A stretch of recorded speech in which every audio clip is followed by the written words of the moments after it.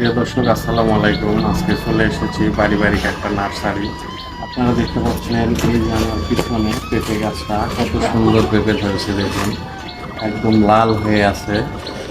তো আসলে এই পেঁপেগুলো আমরা বাজার থেকে যে পেঁপে কিনে খাই সেগুলোতে বিভিন্ন ফরমালিন থাকে, বিভিন্ন কেমিক্যাল থাকে।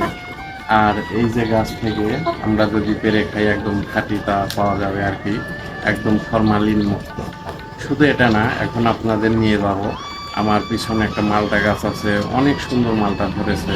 আমার সঙ্গে থাকুন, আমি আপনাদের নিয়ে যাবো এখন।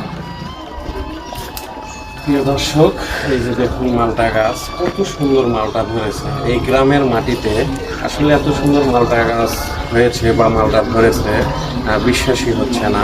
আসলে আমাদের এলাকাতে যদি আমরা সবাই চেষ্টা করি এরকম গাছ লাগাই, তাহলে আমরা নিজের বাড়ি থেকেই অনেক উৎপাদন করে, ফল উৎপাদন করে খেতে পারবো। বাজারে আমরা বিভিন্ন ধরনের কেমিক্যাল যুক্ত ফল না কিনে আমরা বাড়িতে চাষ করে খাবো। এতে আমাদের শরীর স্বাস্থ্য ভালো থাকবে। সবাই আমার ভিডিওটি দেখবেন এবং সবাই বাড়িতে বেশি বেশি গাছ লাগাবেন, তাহলে পরিবেশ রক্ষা হবে এবং আমরা কেমিক্যাল মুক্ত ফলমূল খেতে পারবো। সবাই ভালো থাকবেন। আল্লাহ হাফেজ।